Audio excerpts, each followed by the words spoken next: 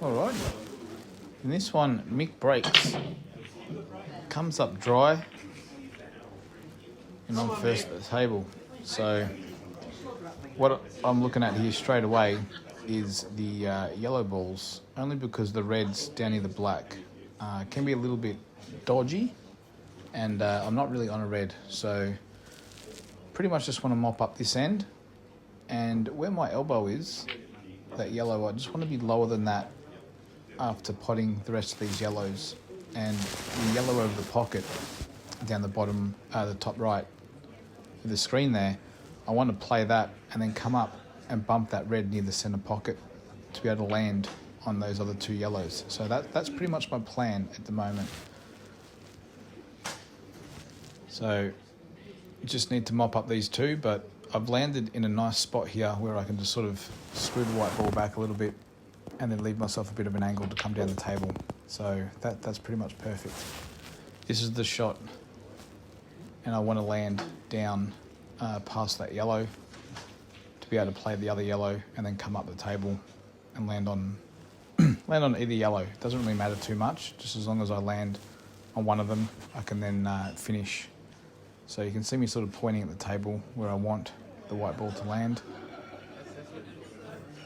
And yeah, it comes out pretty good.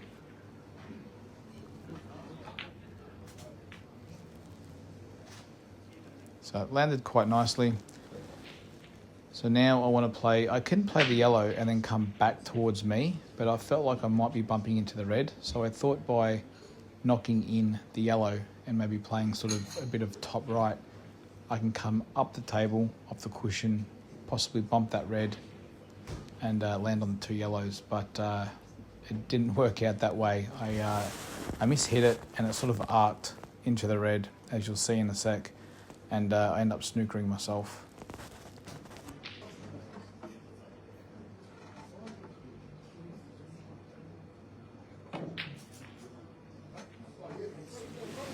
So not ideal, obviously. I can only just hit the yellow. So last thing I want to do here is actually foul and give Mick ball in hand. So I thought just don't foul, leave the yellow in the centre of the table. I still back Mick to get this out, but it's better than giving him ball in hand. So this first frame, just thought, just nick the yellow, possibly going to lose, but there was sort of no way out. So I've just nicked the yellow, didn't foul. Giving Mick ball in hand is definitely game over, but at least now he has to play it from where it lies.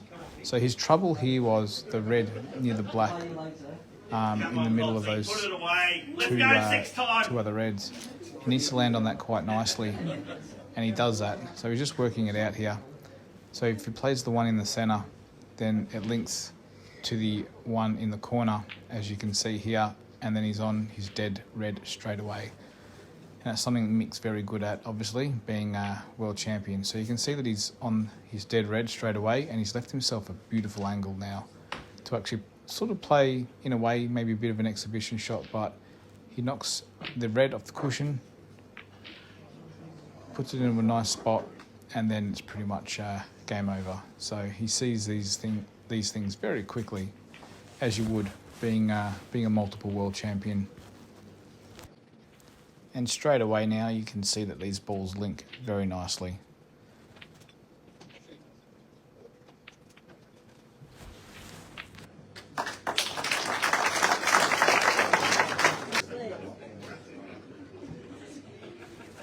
This one here, I had Mick in a little bit of trouble. So he just tried to get out of the snooker here and tried to pot the red, come up short. So what my plan to do now was actually get a nice angle where I can play yellow onto red.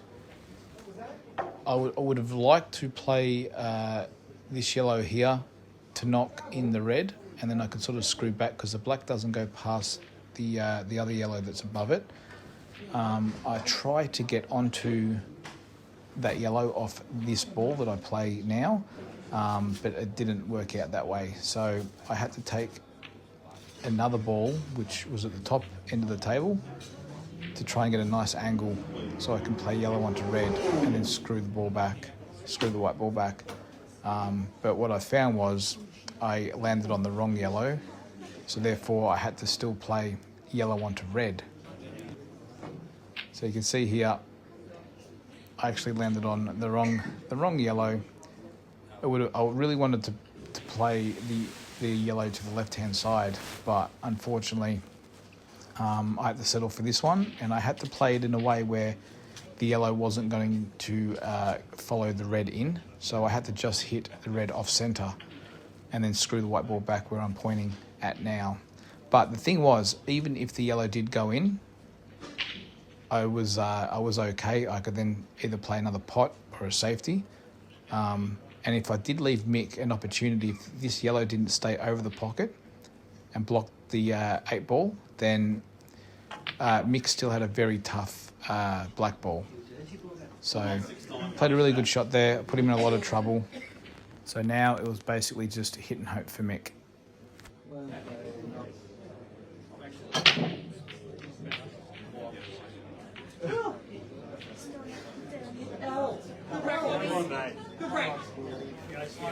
So Mick comes up dry, and straight away looking at the table, reds or yellows look good, but I quickly choose reds because of where the 8 ball is. So if I go yellows, it was a little bit harder to get onto that 8 ball. So what I wanted to do was pretty much go reds, clear the path for the 8 ball in the centre pocket. Now I wanted to come out a little bit further out on this shot here, because the red over the pocket links nicely to the one on the rail, then links nicely to the red in the middle of the table.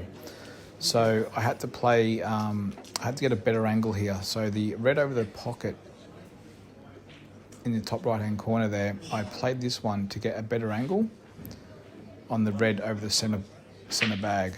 So that was perfect. I played a bit of a drag shot here, but the white ball actually almost followed in, but it didn't.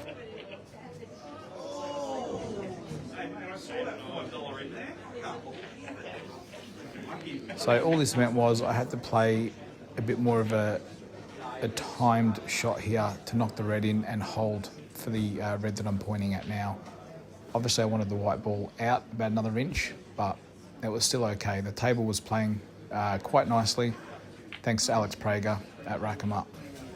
So you can see that red ball links nicely to this one, and then all I wanted to do was move forward about 6 inches where I'm pointing there, and you can see that this red now links to this red, and then it's just a stun shot and I'm pretty much out. So you can see by working it out from the start very quickly how they easily link up. So once again, I appreciate you watching, and as always, we'll see you on the next one.